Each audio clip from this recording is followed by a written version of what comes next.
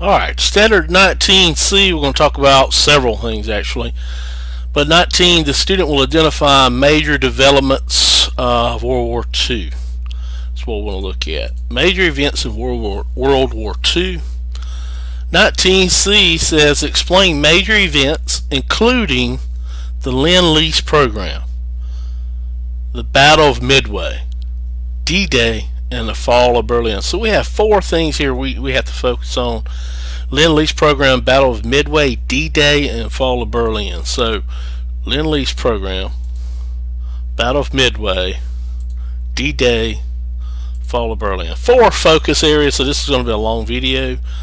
The elements are those we just discussed. A conflict and compromise are the theme, and war mobilization are themes. And we're going to talk about some geography here as well. It's going to be very important. Let's talk about the Lend-lease Act first. Lend-lease, if you recall, Lend-lease is going to be a cash and carry program where FDR tries his darndest and earnestly to get Congress to reverse those neutrality acts we talked about in one of our previous videos, that Congress didn't want FDR going. That was one of his international challenges. They don't want him to go and getting involved in this war in Europe, so they passed these neutrality acts. There were three of them, I believe, that made it illegal to sell or make loans to nations at war. And so this is going to keep FDR from sending aid to Great Britain. And here we are, right here, isolationism.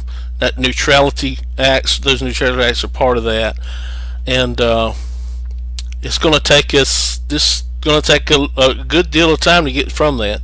But the Lend-lease Act was an attempt by FDR to justify aid to Great Britain, you know, and not enter the war at the same time. Before we entered the war, before Pearl Harbor was attacked, this was FDR's attempt to get the United States to lend aid to Great Britain. Okay. Alright, so let's look at what this is. 9 months before Pearl Harbor, Congress passed the Lend-lease Act and amended the Neutrality Act so the United States could lend military equipment and supplies to any nation that the President said was vital to the defense of the United States. So we know they do actually pass it, but it's only 9 months before Pearl Harbor. So it's in 1941. So FDR had a time getting the United States to leave isolationism, leave neutrality, and then try to help this World War I thing. Here's a cartoon representing this. Look at this, neutrality acts. Old man of the sea. You know, FDR here is trying to get aid to Great Britain, but the old man, isolationism or neutrality, doesn't want to go. So it's going to take a while to get that Neutrality Act reversed, and eventually does get them to pass the Lend-lease Act, which gives him the authority to send military equipment, whatever is needed, to Great Britain at a time. Let's hear what he had to say, and let's hear some of his. Here's one here, an address on September 7th, 1940. This is even before the Lend-lease Act was passed, and a year before probably. And let's listen to what he says, why he says we need to send aid to Great Britain. For on September 27th, 1940, this year, by an agreement signed in Berlin, 3 powerful nations, 2 in Europe and 1 in Asia, joined themselves together in the threat that if the United States of America interfered with or blocked the expansion program of these 3 nations, a program aimed at world control, they would unite in ultimate action against the United States. And this is called the Arsenal of Democracy speech, by the way. Here's the second part. If Great Britain goes down, the Axis powers will control the continents of Europe, Asia, Africa, Australasia, and the high seas, and they will be in a position to bring enormous military and naval resources against this hemisphere. It is no exaggeration to say that all of us in all the Americas would be living at the point of a gun loaded with explosive bullets, economic as well as military. All right, and he says if Great Britain goes down, that's the thing, that they'll take all of Asia, Africa, and all of Europe. And so what should we do about this? What does he say? We should enter upon a new and terrible era in which the whole world, our hemisphere included, would be run by threats of brute force.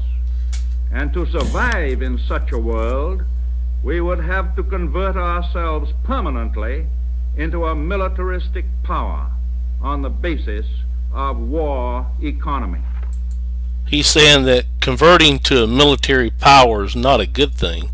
That's not what we want to do, not permanently, but we're going to have to do it temporarily in order to defeat this brute force. Here's the next part of it.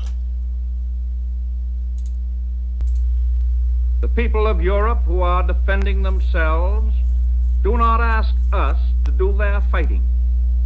They ask us for the implements of war, the planes, the tanks, the guns, the freighters, which will enable them to fight for their liberty and for our security. Emphatically, we must get these weapons to them. Get them to them in sufficient volume and quickly enough so that we and our children will be saved the agony and suffering of war which others have had to endure. In other words, we need to send them all these war items to enable them to fight for their liberty and for our security so we don't have to go to war. So he's trying to convince them to send aid to Great Britain is what he's trying to do. Here's another one, part of this same speech. In a military sense, Great Britain and the British Empire are today the spearhead of resistance to world conquest, and they are putting up a fight which will live forever in the story of human gallantry. So here he's talking about Great Britain and the British Empire fighting against these Axis powers. So, and we need to help them. Look what they're fighting against. So here's where he brings democracy into it. Democracy's fight against world conquest is being greatly aided, and must be more greatly aided, by the rearmament of the United States, and by sending every ounce and every ton of munitions and supplies that we can possibly spare to help the defenders who are in the front lines. So there he says we have to start making these war goods to help out Great Britain. Here's another part of that same speech. I want to make it clear that it is the purpose of the nation to build now with all possible speed every machine, every arsenal, every factory that we need to manufacture our defense material. We have the men, the skill, the wealth, and above all, the will.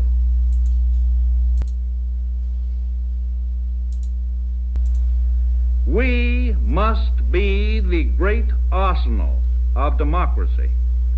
For us, this is an emergency as serious as war itself. We must apply ourselves to our task with the same resolution, the same sense of urgency, the same spirit of patriotism and sacrifice as we would show were we at war.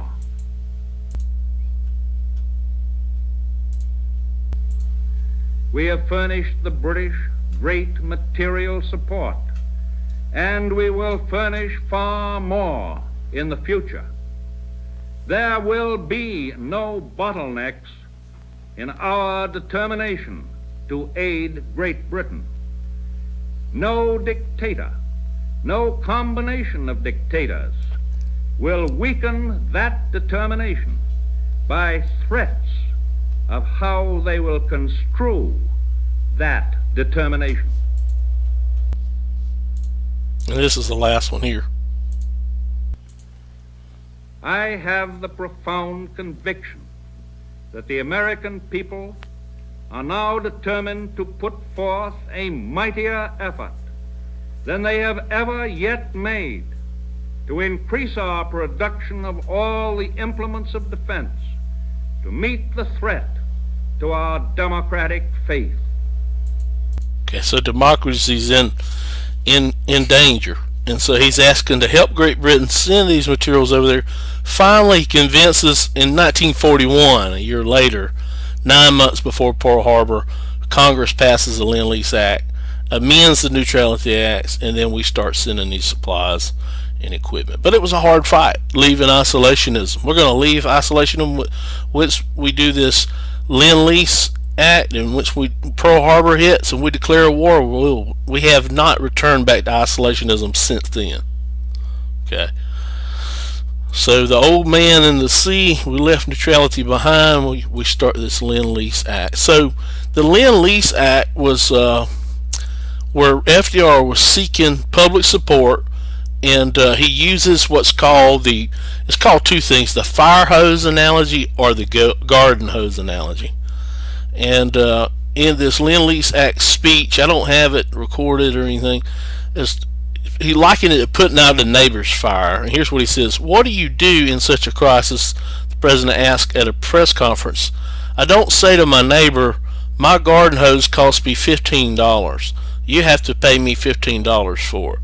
I don't want $15. I want my garden hose back after the fire is over." The fire here are these three Axis powers that are trying to take over, and by lending weapons and leasing weapons to Great Britain without making them pay for it, we thwart or do away with the ability of Germany and Mussolini and Italy to come to the United States and take over our land. That's basically what it's saying. So FDR uses this hose analogy. It's called the fire hose or garden hose analogy, also fire hose analogy. I've heard it that way before, as an attempt to justify or give justification why the United States should give aid, why we should send weapons to Great Britain, even though we hadn't entered a war. Okay, and this is before Pearl Harbor now. So that's what he gave this hose analogy for, to convince Congress. And he basically likens this garden hose analogy. Okay, here's Europe, their house is on fire, but here's us, our house is nearby. If we don't put that fire out, that fire is eventually going to come over here and burn our house down. And the analogy is, here we are in the Western Hemisphere, here they are in European and the Eastern Hemisphere. When Germany and Hitler and Mussolini and Italy and Japan get finished with them, where do you think they're coming? They're coming to us. So basically what he's saying is, when we loan weapons to Great Britain, we're helping them put out that fire before it spreads this way. And here's a cartoon showing just exactly that. Here's Europe on fire over here, Germany and all those expansive powers are burning it down. Here's FDR, and there's Congress on this guy's leg. This is Congress. Whether to amend the Neutrality Act or not. Here's the United States. So this is a little cartoon, you can kind of look at it, and it gives you great understanding of what we're talking about here. And so they passed the Lend-Lease Act and agreed to do just that, send all those military equipment that any nation needed, that the president thought needed. Okay, let's look at this. $11 billion to 1943 Lend-Lease aid, shipping and repairs, production facilities, munitions, agricultural products, industrial items of all sorts are going to be sent. Here's some little charts here. Where did the Lend-Lease goods go? Look at the United Kingdom, all these. Great Britain, that's where we really want to go. We did send it to the Soviet Union, some to Africa and China and India and other nations, but mostly to Great Britain. Okay, here's one here, Lend-Lease food exports. Here's some of the items: meats, milks, butter, cheese, eggs. So food products to these Allied soldiers to help them stay nourished while they fight. And here's a political cartoon of the U.S. Lend-Lease. This is Dr. Seuss. See the bombs and airplane stuff coming out? This is Lend-Lease. Okay, here's some pictures. There's some tanks and weapons being sent in Lend-Lease. Here's some machine guns here being sent. Some rifles to Great Britain. And here's some women packaging up some of these food items going on a Lend-lease program. Here's some milk. And here's some canned pork that's going to the USSR. They put this pork in these cans. They put this lard and preservatives in there with it. Okay. These are called Lend-lease Liberators, or motorcycles that were made and sent to the Allies. And so we see a lot of material being sent to these Allied powers. The reason why not many went to France, you don't see France on there, is because it had been overtaken by Germany. We're going to talk about. So that's the end of Lend-lease. Let's go to the turning points of the World War II, and let's talk about those. Okay. All right. Says there's two theaters of war, and we need to talk about these. Hold on. Let's first go back and look at what we're supposed to be talking about. Explain the major events, including the Lend-lease program. We just did that. The Battle of Midway and D-Day. Battle of Midway and D-Day, they're both turning points during World War II, and that's what we want to talk about right now. And turning points in World War II, there were two theaters of war that you need to remember. Okay, one's over in Europe. We call that the European theater, and one is the Pacific theater, which includes Japan and all the areas it took in its expansion. And out here in the Pacific Ocean, Pearl Harbor and Midway are out here in the Pacific. We're going to look at that. So if we're looking for similarities, we can say that D-Day and the Battle of Midway that we have to talk about, both of those are turning points of World War II. In other words, both of these indicate in World War II that the Allies are going to win. So we're going to look closely at D-Day and the Battle of Midway and see how they were turning points. Okay. So in the European theater over here, D-Day is going to be the turning point of the European theater. On the beaches of Normandy here, we're going to see the Allied invasion. And then over here on Midway Island, we're going to see the Battle of Midway is going to be a turning point in the Pacific theater. It's extremely important for us to understand this geography here. Here's the Pacific theater. The turning point that showed the Allies would win was the Battle of Midway there. And then D-Day, the turning point in the European theater that showed the Allies would win in Europe. Okay, so let's look at the Battle of Midway first. Let's look at that. Alright, so the turning point in World War II in the Pacific, if you look down here at these islands, these planes bombing these islands, the Battle of Midway, the United States, I try to tell my students to try to think of Midway as payback or an answer to Pearl Harbor, and Pearl Harbor is not too far away. That at Midway is where the United States did a surprise attack on the Japanese, and that in turn is going to cause this turning point to show the Allies would win. So the United States destroyed 4 Japanese aircraft carriers while losing only 1 American carrier during this battle. And this is a surprise attack on the Japanese by the United States. Okay, and the reason why Midway here's Midway in the Pacific. Here's the Pacific theater right here. Here's Hawaii, and here's where the Battle of Midway took place, not too far. The reason why Midway is important geographically is because if Japan is going to control all this area out here in the Pacific theater and all these little islands out here, and even Hawaii if it took it over, is that it would need some way to refuel its tankers and aircraft carriers, and also it uses Midway Island as a refueling station. So once you take that refueling station, you can kind of cripple Japan and its movement throughout the islands with all this war materials. And in the Pacific Ocean, a big challenge for Japan as well as the United States was the distance you had to travel across this expansive Pacific Ocean. That was extremely difficult. That's why these islands were important.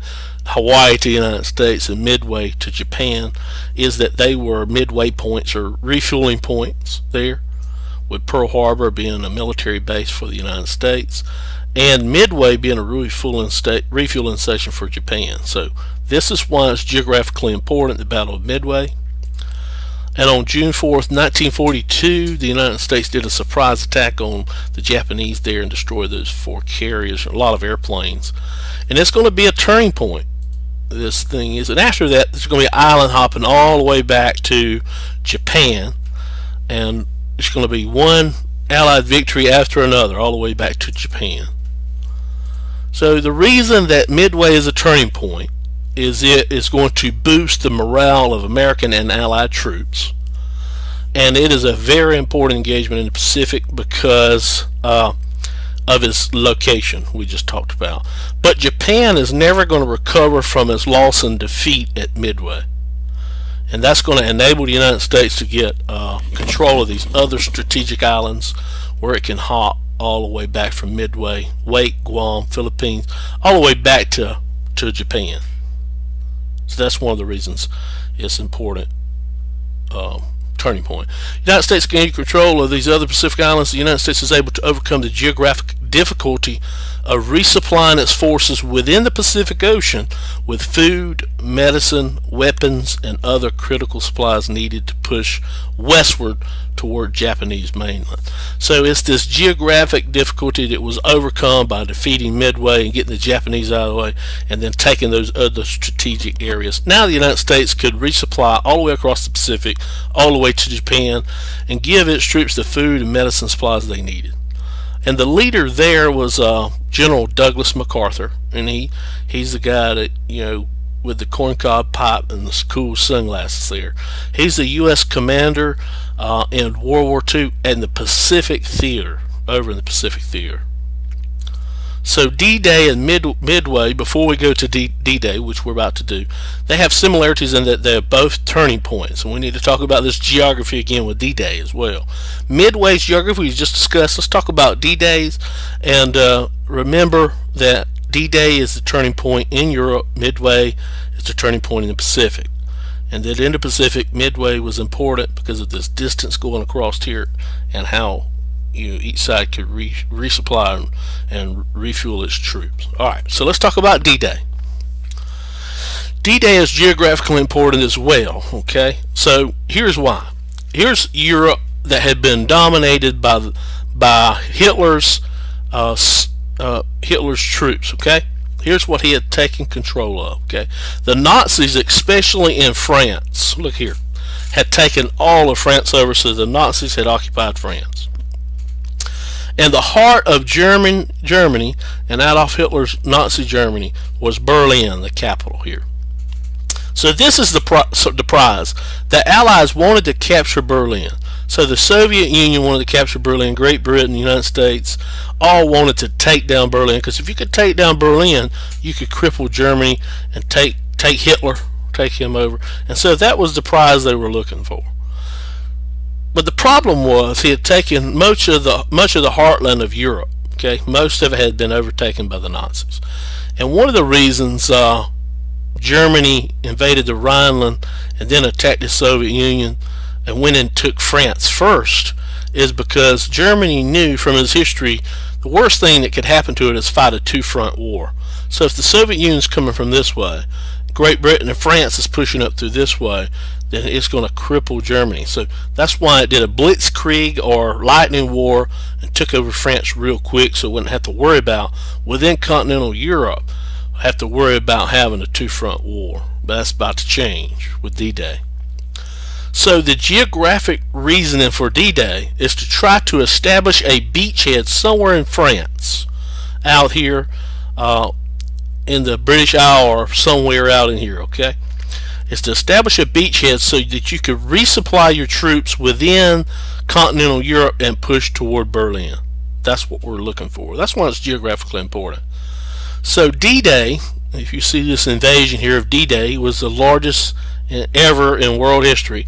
D-Day was the code name for the first day of an operation known as, the Allied operation known as Operation Overlord. That's very important. Operation Overlord, the first day, is called D-Day.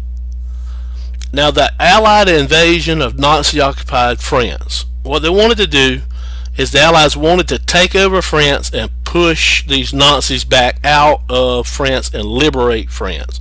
make France free. In other words, move all this red out, move the Nazis back and push them back to Germany.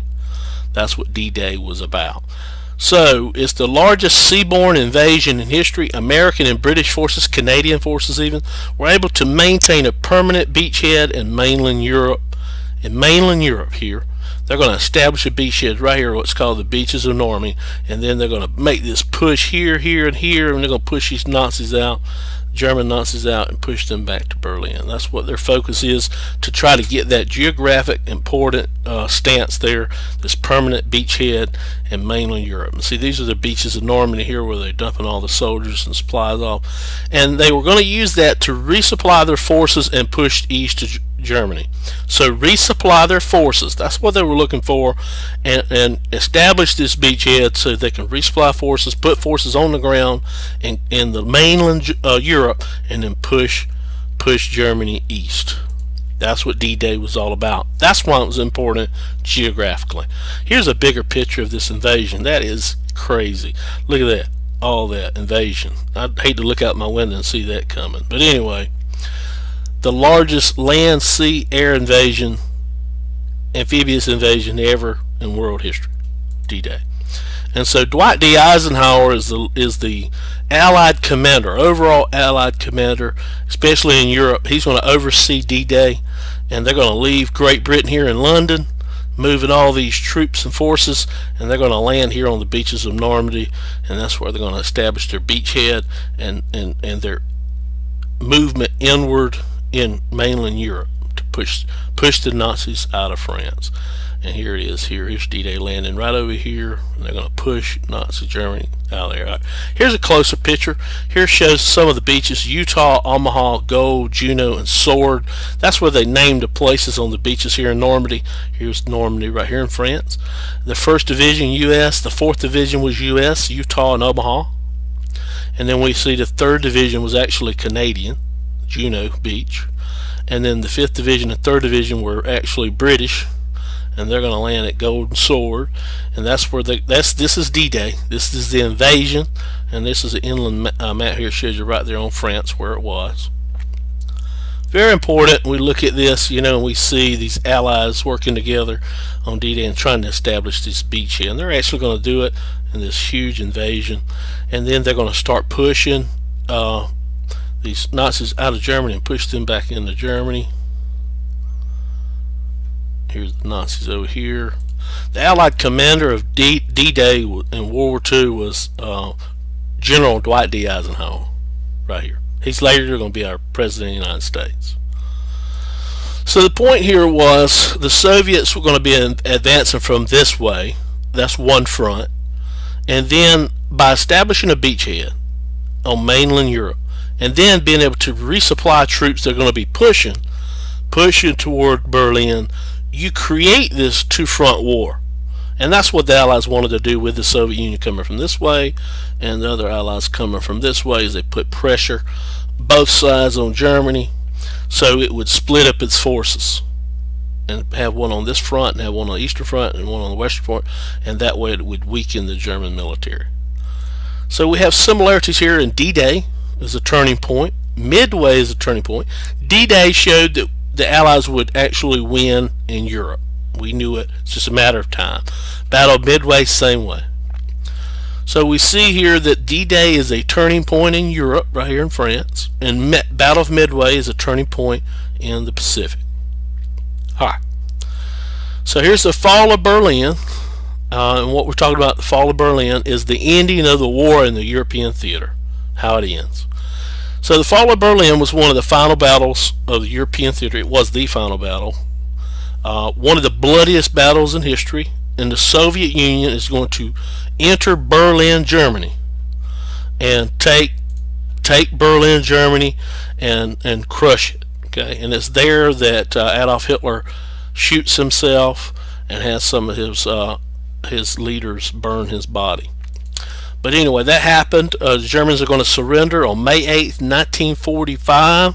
That's called the Fall of Berlin. It's also known as VE Day, is the Victory Over Europe Day. And this is going to hit the papers. It's going to be all over the place. and when they surrender, and the war in Europe is going to end. So VE will be proclaimed today. Victory over Europe. Our troops. Alright, there you go. Here's some pictures of the troops after the fall of Berlin.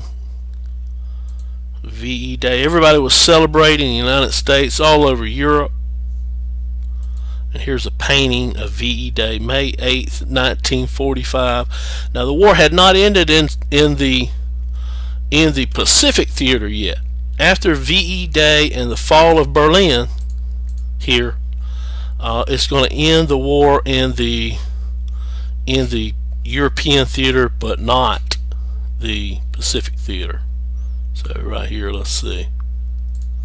So this European theater is going to end with D-Day, but not the Pacific theater. Pacific theater will not end until the United States drops 2 bombs under the command by President Truman, Hiroshima and Nagasaki, and then Japan surrenders later. We're going to talk about that at a different date, though. Okay. So I think we've met our objective here. I know this is a long video, but it's a lot of stuff in here. Explain major events, including the Lend-lease program, the Battle of Midway, D-Day, those two being turning points. Midway in the Pacific turning point. D-Day is the European turning point. And then the fall of Berlin, VE Day, or Victory over Europe. European theater comes to an end in World War II. Alright, if you have any questions, ask them in class. Watch this video over again. Good luck on the quiz, test the EOCT. To Great Britain. And here we are, right here, isolationism, that neutrality acts, those neutrality acts are part of that. And it's going to take us, a good deal of time to get from that. But the Lend-lease Act was an attempt by FDR to justify aid to Great Britain, you know, and not enter the war at the same time. Before we entered the war, before Pearl Harbor was attacked, this was FDR's attempt to get the United States to lend aid to Great Britain. Okay. Alright, so let's look at what this is. 9 months before Pearl Harbor, Congress passed the Lend-lease Act and amended the Neutrality Act so the United States could lend. Militarize are the theme, and war mobilization are themes. And we're going to talk about some geography here as well. It's going to be very important. Let's talk about the Lend-lease Act first. Lend-lease, if you recall, well, Lend-lease is going to be a cash and carry program where FDR tries his darndest and earnestly to get Congress to reverse those neutrality acts we talked about in one of our previous videos, that Congress didn't want FDR going. That was one of his international challenges. They don't want him to go and get involved in this war in Europe, so they passed these neutrality acts. There were 3 of them, I believe, that made it illegal to sell or make loans to nations at war.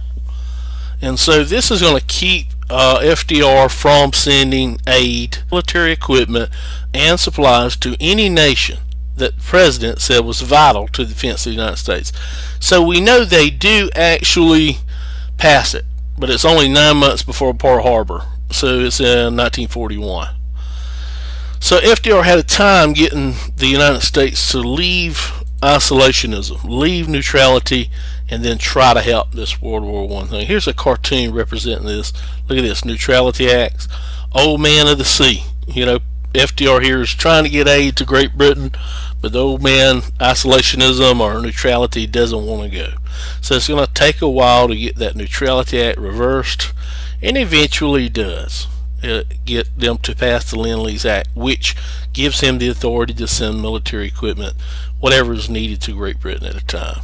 Let's hear what he had to say, and let's hear some of his. Here's one here, an address on September 7th, 1940. This is even before the Lend-lease Act was passed, and a year before probably. And let's listen to what he says, why he says we need to send aid to Great Britain. For on September 27th, 1940, this year, by an agreement signed in Berlin, 3 powerful nations, 2 in Europe and 1 in Asia, joined themselves together in the threat that if the United States of America interfered with or blocked the expansion. Alright, Standard 19C, we're going to talk about several things actually. But 19, the student will identify major developments of World War II. That's what we want to look at. Major events in World War II. 19C says explain major events including the Lend-lease program, the Battle of Midway, D-Day, and the fall of Berlin. So we have four things here we have to focus on. Lend-lease program, Battle of Midway, D-Day, and fall of Berlin. So Lend-lease program, Battle of Midway, D-Day, fall of Berlin. Four focus areas, so this is going to be a long video. The elements are those we just discussed: a conflict in